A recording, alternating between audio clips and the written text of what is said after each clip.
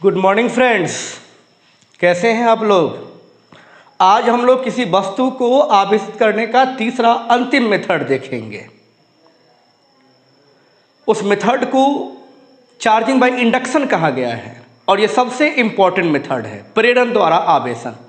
पहला विधि क्या था कि वस्तुओं को आपस में रगड़ के आवेशित करते थे। दूसरा क्या था, सटा कर आवेशित करते थे। और प्रेरण का मतलब होता है नॉट कंटैक्ट, संपर्क में नहीं रखना है, बस कुछ दूरी पर आपको रख देना है और उस दूरी पर वह वस्तु आवेशित हो जाने वाला है। आज के इस क्लास में यही सीखेंगे। फ्रेंड्स देखिए,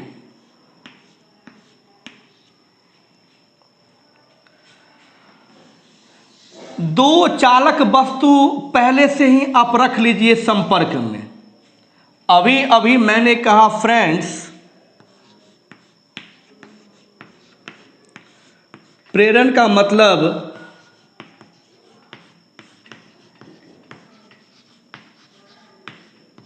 बिना संपर्क के। तो फिर हमने संपर्क में क्यों रखा? संपर्क में किसको किसको नहीं रखना है? एक वस्तु लेनी है आवेशित और एक वस्तु लेनी है अनावेशित।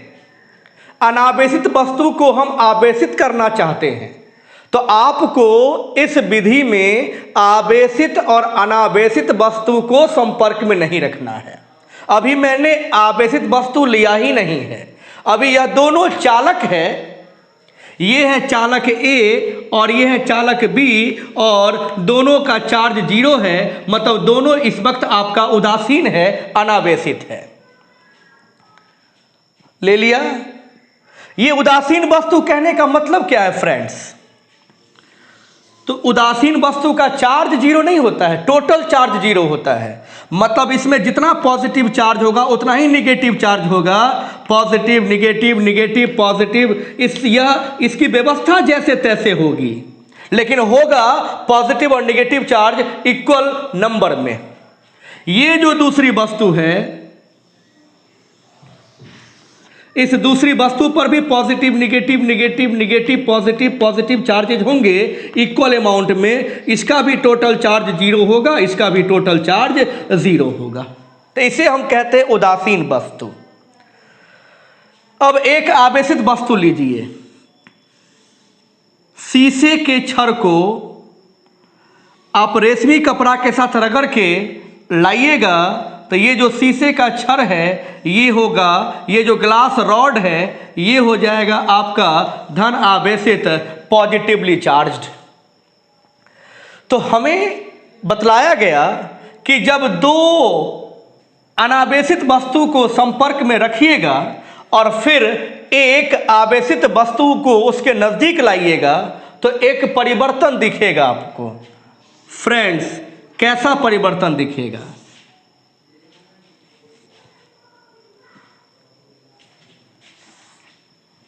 देखिए तो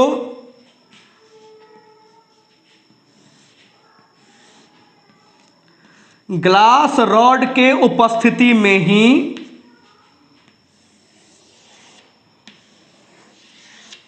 ये जो अनावेशित गोला है, इस पॉजिटिव चार्ज के कारण यहां जितना भी निगेटिव चार्ज है वो सब आकर्षित होगा। हम लोग प्रॉपर्टीज ऑफ चार्ज में पढ़ चुके हैं। समान आवेश एक दूसरे को विकर्षित करते हैं, धकेलते हैं, दूर करते हैं और असमान आवेश एक दूसरे को आकर्षित करते हैं। तो अगर यहाँ पे धन आवेश है तो यहाँ जहाँ जहाँ भी ऋण आवेश होगा वह धन आवेश की तरफ आना चाहेगा। तो जितना निकट हो सकता है आने की कोशिश करेगा वह।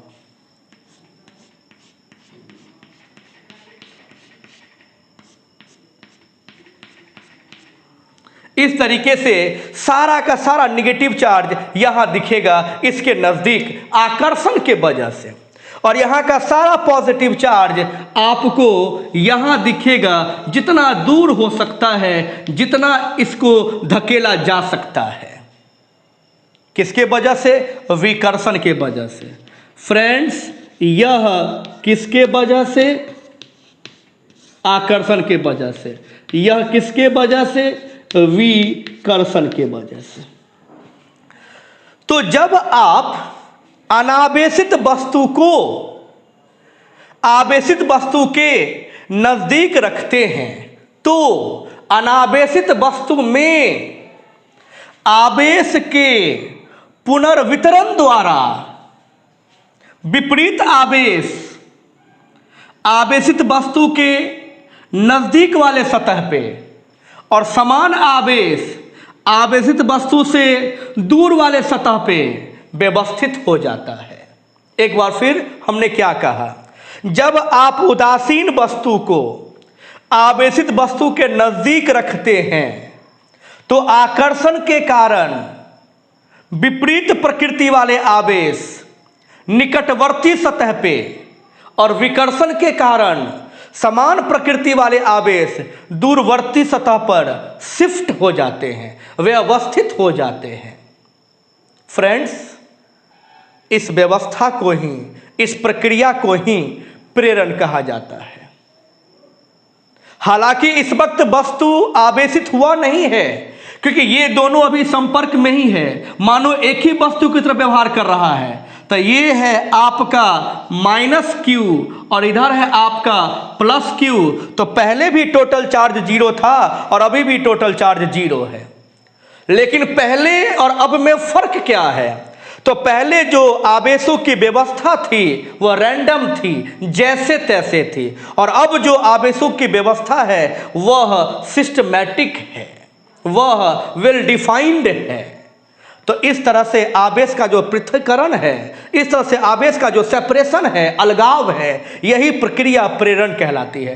प्रेरण दरअसल इतना ही करता है। प्रेरण हम इसी को कहते हैं, एक बार फिर बोले, हालांकि वस्तुएं अभी आवेशित नहीं हैं लेकिन प्रेरण इसी को कहते हैं। एक बार फिर सुनिए, यह है उदासीन वस्तु। जब उदासीन वस्तु को हम किसी आवेशित वस्तु के नजदीक रखते हैं तो आकर्षण के कारण विपरीत स्वभाव वाले आवेश, विपरीत का मतलब ये पॉजिटिव है तो निगेटिव उसका विपरीत हो जाएगा। अगर ये निगेटिव लिए होते तो यहां दिखता पॉजिटिव चार्ज और यहां दिखता आपको निगेटिव चार्ज। तो विपरीत स्वभाव वाले आवेश निकटवर्ती सतह पे और समान प्रकृति वाले आवेश दूरवर्ती सतह पर शिफ्ट हो जाते हैं। इसी प्रक्रिया को हम प्रेरण कहते हैं। तो वस्तु तो आवेशित हुआ नहीं तो आवेशित कैसे होगा? तो लीजिए हम आवेशित कर देते हैं। अब इस ग्लास रॉड को हटा दीजिए, अब इसकी आवश्यकता खत्म हो गई और दोनों को अलग अलग कर दीजिए। इसको अलग कर दीजिए और इसको अलग कर दीजिए। आपने लिया था A और B, ये था आपका A, ये था आपका B, ये था आपका A, ये था आपका B, ये था आपका A, ये था आपका B। हमने इसको कंडक्टर कहा है, चालक कहा है। अगले क्लास में सिखलाएंगे कंडक्टर किसे कहते हैं, चालक किसे कहते हैं, इंसुलेटर, कुचालक किसे कहते हैं। लेकिन चालक में गुण होता है कि जैसे उसको अलग कीजिएगा उसका चार्ज जहां कहीं भी होगा वह उसके पूरे सतह पर फैल जाएगा। तो यह पूरे सतह पर फैल गया और यह वस्तु हो गया आवेशित। कैसा है? ऋण आवेशित है।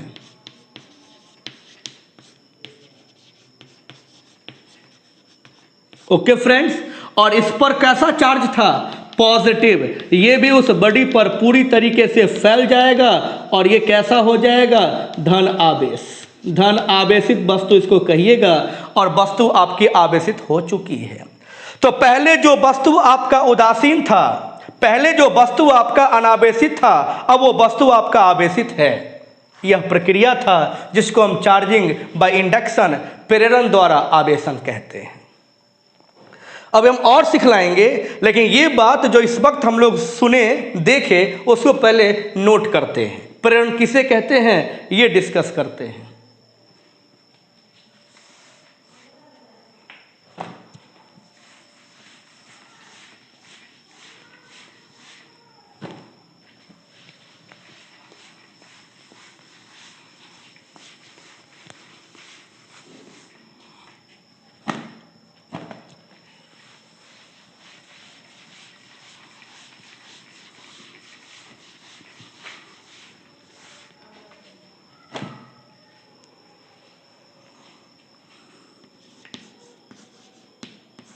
इसी फिगर के नीचे लिखेंगे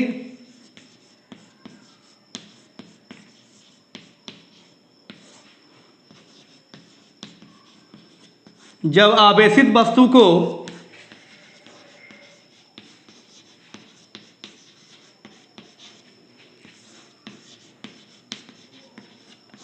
अनावेशित वस्तु के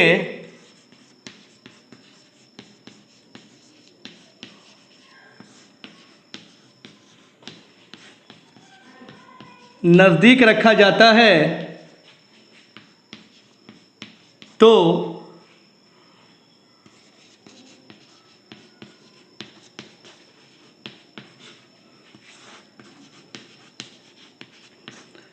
अनावेशित वस्तु में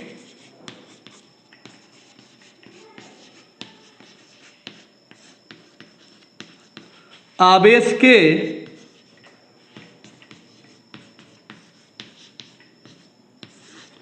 पुनर्वितरण द्वारा, देखिए लाइन पर ध्यान दीजिएगा, जब आवेशित वस्तु को अनावेशित वस्तु के नजदीक रखा जाता है तो अनावेशित वस्तु में आवेश के पुनर्वितरण द्वारा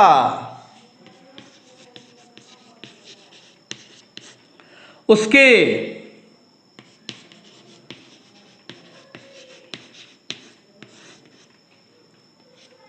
निकटवर्ती सतह पर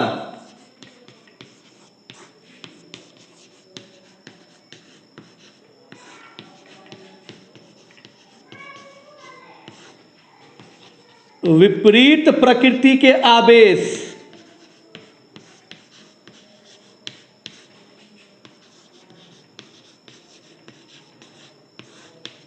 तथा दूरवर्ती सतह पर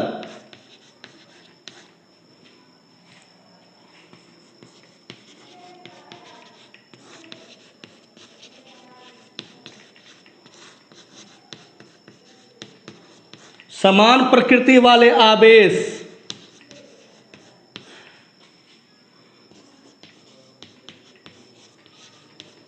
शिफ्ट हो जाते हैं।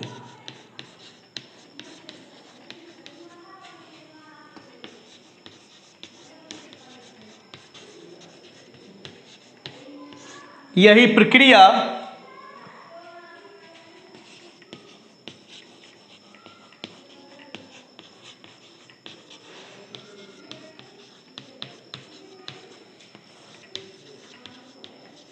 इंडक्शन कहलाता है। फ्रेंड्स, पहला पॉइंट क्लियर हुआ। जब आवेशित वस्तु को अनावेशित वस्तु के नजदीक रखा जाता है तो अनावेशित वस्तु में आवेश के पुनर्वितरण द्वारा उसके निकटवर्ती सतह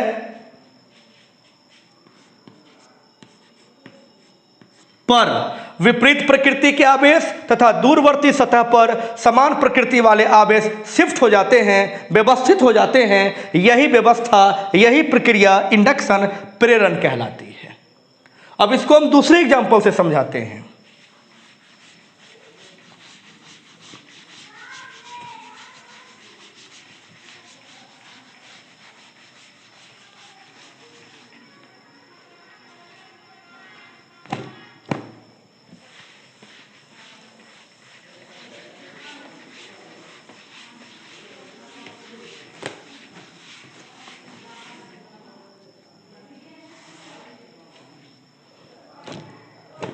आइए पॉइंट नंबर 2,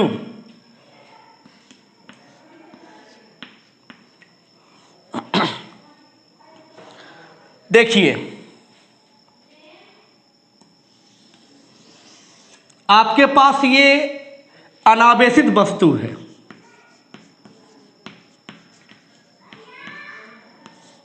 अगर ये अनावेशित वस्तु है इसका मतलब है कि इस पे चार्ज आपका पॉजिटिव निगेटिव, निगेटिव पॉजिटिव, ऐसे बहुत सारे चार्जेज हैं और अव्यवस्थित होंगे। एक मैंने कहा आवेशित वस्तु लेना है, ये आपने ग्लास रॉड ले लिया है, ठीक है फ्रेंड्स, और यह आपने कोई कंडक्टर ले लिया है। कंडक्टर को हिंदी में कहते हैं चालक। यह भी दोनों से बहुत दूर है।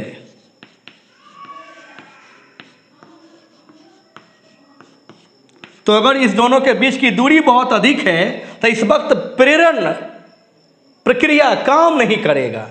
प्रेरण के लिए क्या करना होगा? नजदीक रखना होगा।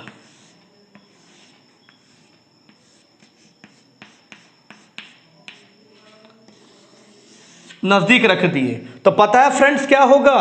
आकर्षण के कारण विपरीत प्रकृति वाले आवेश इसके नजदीक आ जाएगा और विकर्षण के कारण समान प्रकृति वाले आवेश दूर शिफ्ट कर जाएंगे। तो यहाँ पे कैसा चार्ज?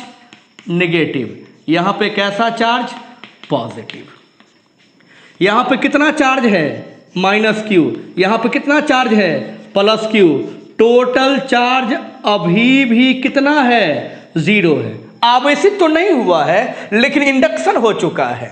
क्या कहते हैं? जब आवेशित वस्तु के नजदीक अनावेशित वस्तु को रखा जाता है तो अनावेशित वस्तु में आवेश के पुनर्वितरण द्वारा समान प्रकृति वाले आवेश दूरवर्ती सतह पे और विपरीत प्रकृति वाले आवेश निकटवर्ती सतह पर व्यवस्थित हो जाते हैं। यही प्रक्रिया इंडक्शन कहलाती है। तो इंडक्शन हो चुका है। इसके पास भी कुछ ना कुछ चार्ज होगा फ्रेंड्स। इस चार्ज को आप Q' से रिप्रेजेंट कर लीजिए। इस चार्ज को कहा जाता है इंड्यूसिंग चार्ज। क्या कहते हैं? Inducing charge. हिंदी में कहते हैं प्रेरक आवेश। और यहां जो आपको चार्ज दिख रहा है, चाहे ये वाला या ये वाला, इसको कहते हैं इंड्यूस्ड चार्ज।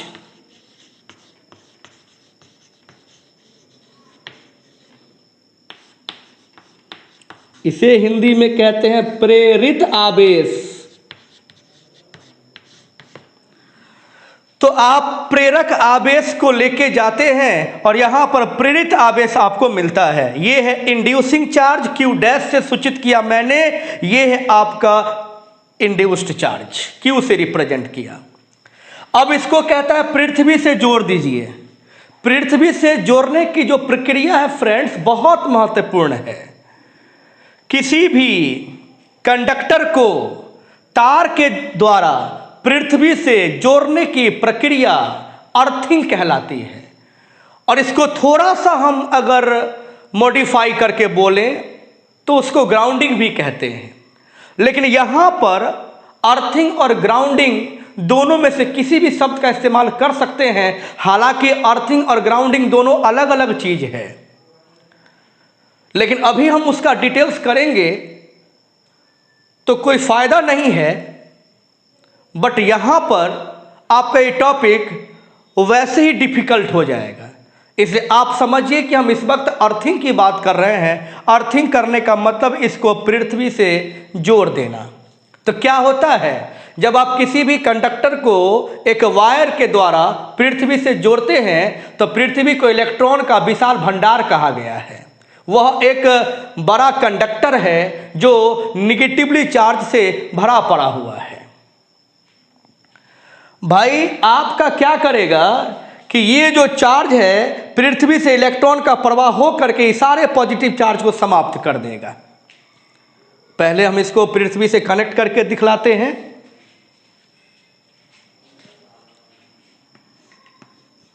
उस स्टेप के बाद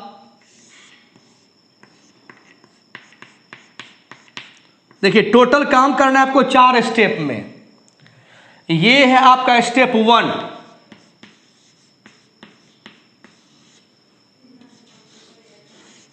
दो आपके पास वस्तु घर में रखा हुआ था, एक उदासीन एक आवेशित।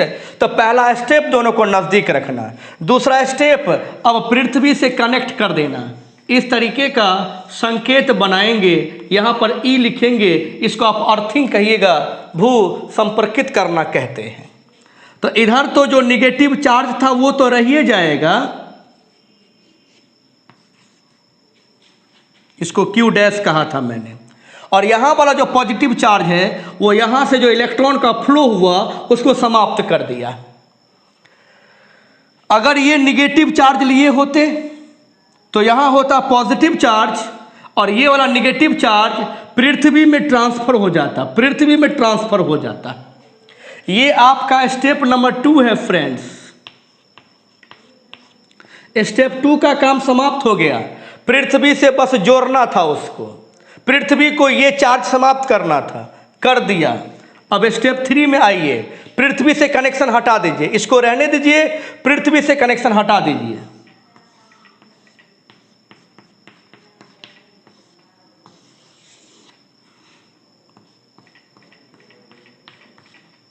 यहां का चार्ज Q डैश और यहां का चार्ज Q, और ये है आपका स्टेप 3। तो आपने पृथ्वी से भी उसका संपर्क समाप्त कर दिया। और चौथा स्टेप शुरू हुआ था रॉड को नजदीक लाकर, स्टेप खत्म होगा रॉड को हटाकर। अब रॉड को हटा दीजिए, कंडक्टर है तो आप जानते हैं इस पे चार्ज इसके पूरे सतह पर एक समान रूप से फैल जाएगा।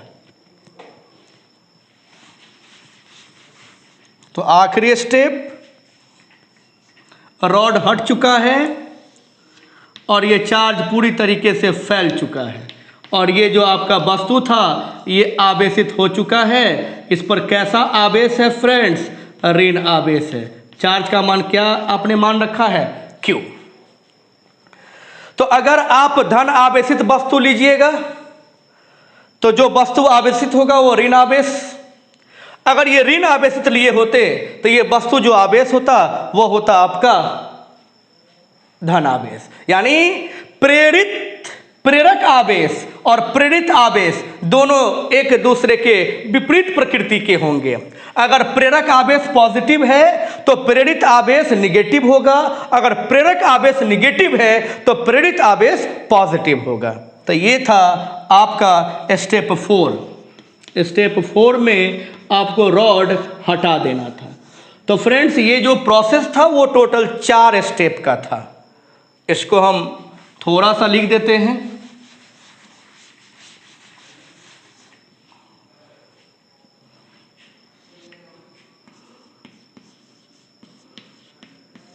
स्टेप 1,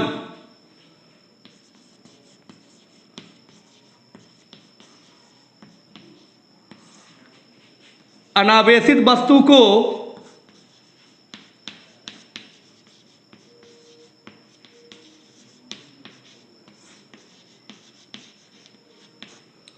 आवेशित वस्तु के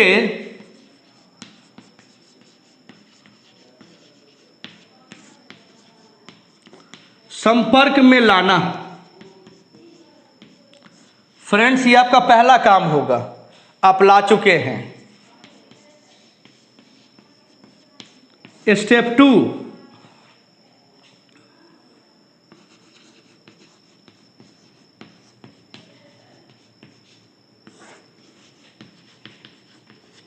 अनावेशित वस्तु को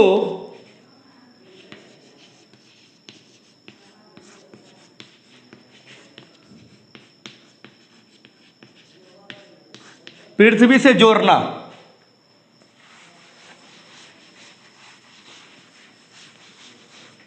अर्थिंग की जब अवस्था होगी तो हम लोग डिस्कस कर लेंगे।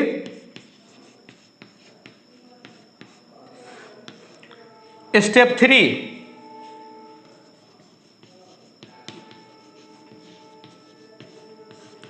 अब पृथ्वी से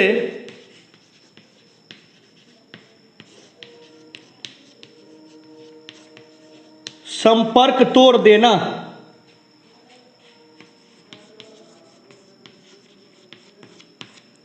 स्टेप 4,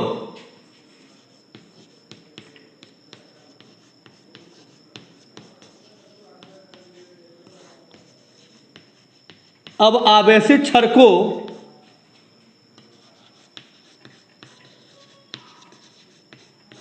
हटा देना। फ्रेंड्स ये टोटल 4 स्टेप है, फिगर से हम आपको पहले समझा चुके हैं। ये चारों स्टेप का पालन करिएगा, आपकी वस्तु आवेशित हो जाएगी। फ्रेंड्स अभी और बात करनी है इसके अंदर।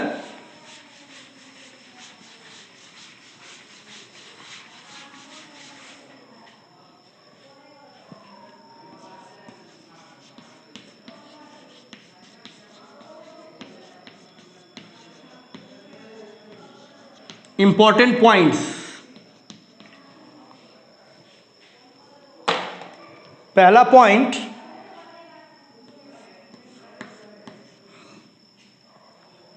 बहुत खास है फ्रेंड्स। इंडक्शन प्रक्रिया में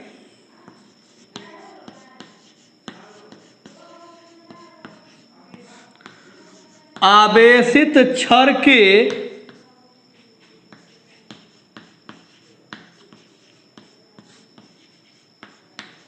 आवेश को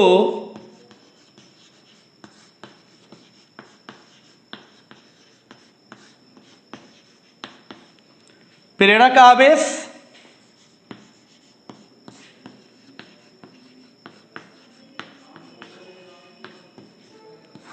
तथा अनावेशित वस्तु पर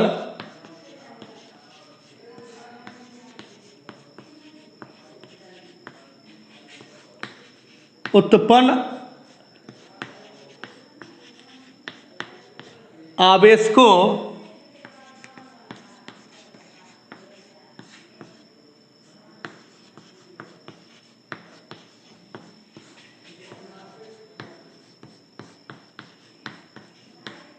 प्रेरित आवेश कहा जाता है। एग्जाम्पल,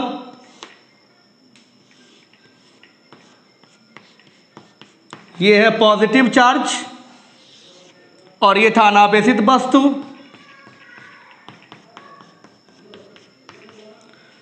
तो ये है आपका Q डैश और ये है आपका Q, मतलब ये हो गया आपका प्रेरक आवेश और ये हो गया प्रेरित आवेश।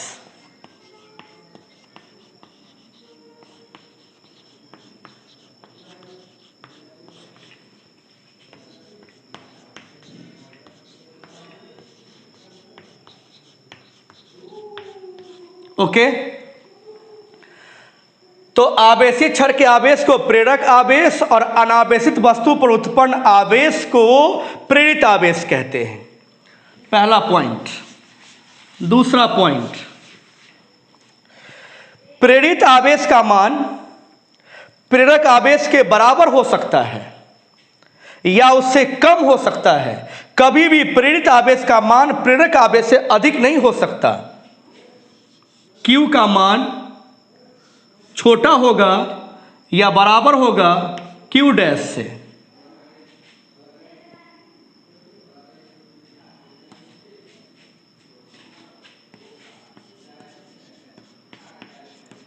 अर्थात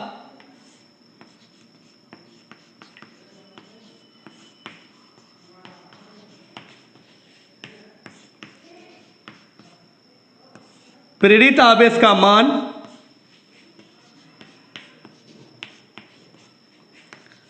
या तो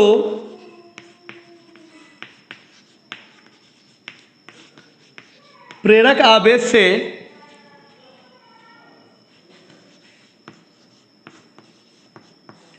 कम होगा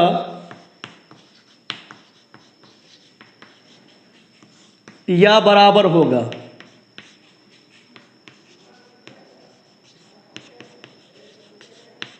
कभी भी अधिक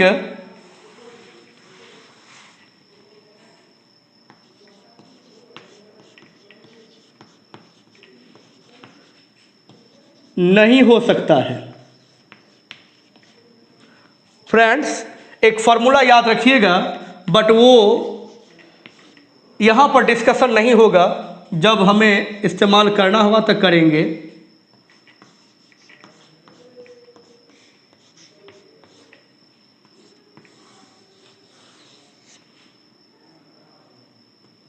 हमने जैसा मान रखा है, आपके वस्तु पर जो आवेश आएगा ये है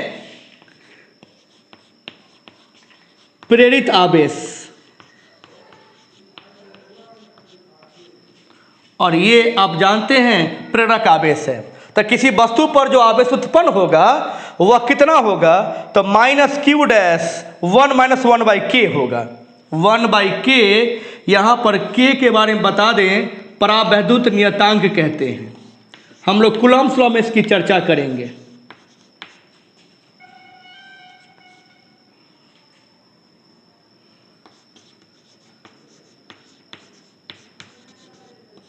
परावैद्युत नियतांक।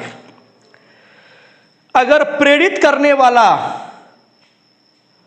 वस्तु, मतलब जो आपने लिया था आवेशित वस्तु और जो उदासीन था, दोनों अगर कंडक्टर होगा तो दोनों पर आवेश का मान एक समान होगा, क्योंकि कंडक्टर के लिए k का मान इनफाइनाइट होता है। 1 बाई इनफाइनाइट 0, 1 माइनस 0 1, तो q बराबर हो जाएगा q डैश, यानी प्रेरक आवेश का मान प्रेरित आवेश के बराबर होगा।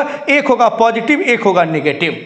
तो अगर दोनों कंडक्टर है फ्रेंड्स, तो निश्चित निश्चित निश्चित रूप से आवेश का मान बराबर होगा प्रेरित आवेश का भी और प्रेरक आवेश का भी।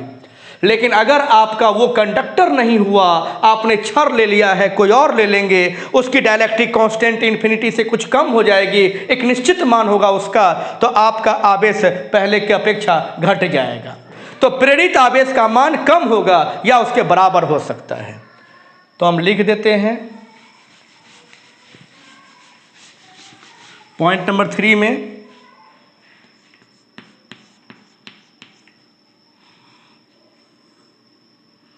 यदि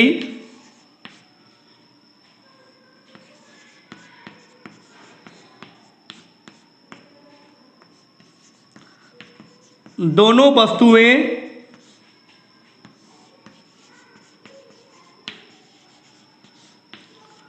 चालक हो तो Q बराबर Q डैश होएगा,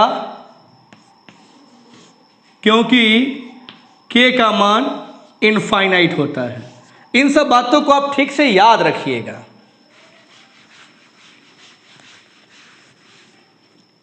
मतलब क्या कहा मैंने कि ये जो आपने लिया था आवेशित वस्तु,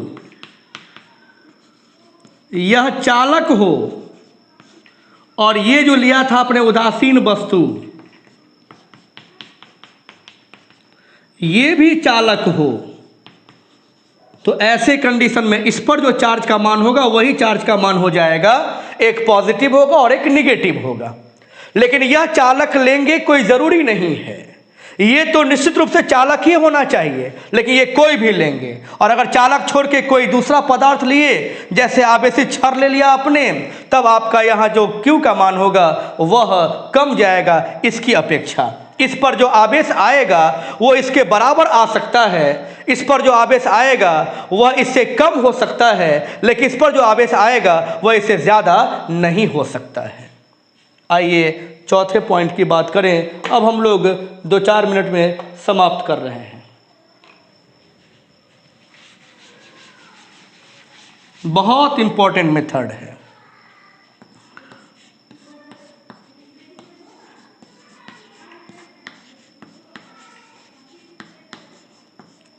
इस प्रक्रिया में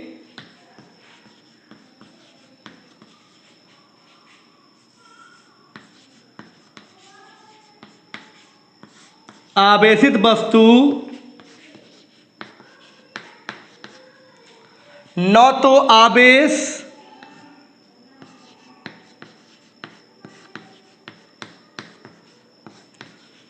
प्राप्त करती है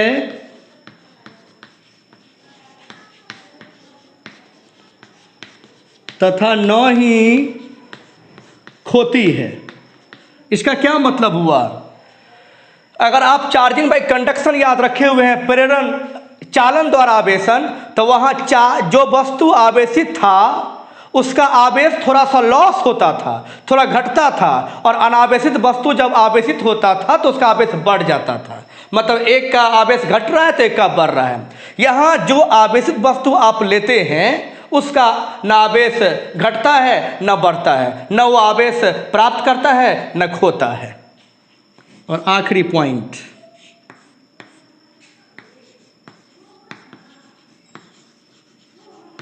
यह प्रक्रिया सिर्फ वस्तुओं में लागू होती है, सिर्फ वस्तुओं में लागू होती है। यह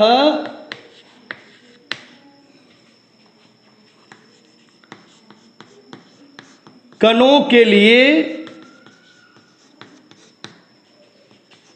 मान्य नहीं है।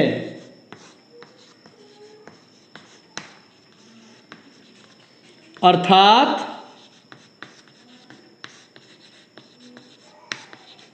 इस प्रक्रिया द्वारा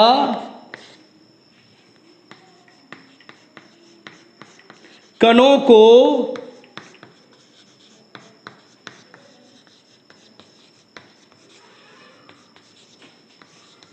आवेशित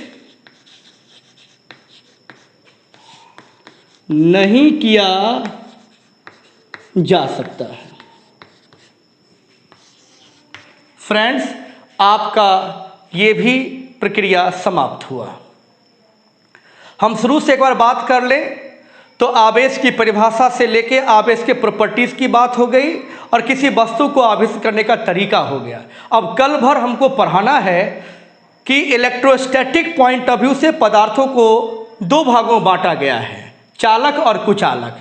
इसे डील करते हुए हम लोग उसके बाद के क्लास में कूलम्ब्स लॉ शुरू करेंगे। इसे बढ़िया से सुनिए, बार बार सुनिए और नोट करने की ज़रूरत नहीं है। हमें थोड़ी फुर्सत नहीं मिली है, हम नोट्स बना करके आपको व्हाट्सएप पे भेजेंगे, उससे शेयर करना है, लेकिन इसको बार बार सुनिए। और दोस्त, अगर पसंद पड़ता है वीडियो, इस वक्त आप अपने टीचर का मनोबल बढ़ाइए, लाइक कीजिए, सब्सक्राइब कीजिए और अधिक से अधिक शेयर कीजिए। जितना आप मेरे लिए इस वक्त कर सकते हैं कीजिए, जितना हम इस वक्त आपके लिए कर सकते हैं कर रहे हैं और करेंगे। Okay, good bye.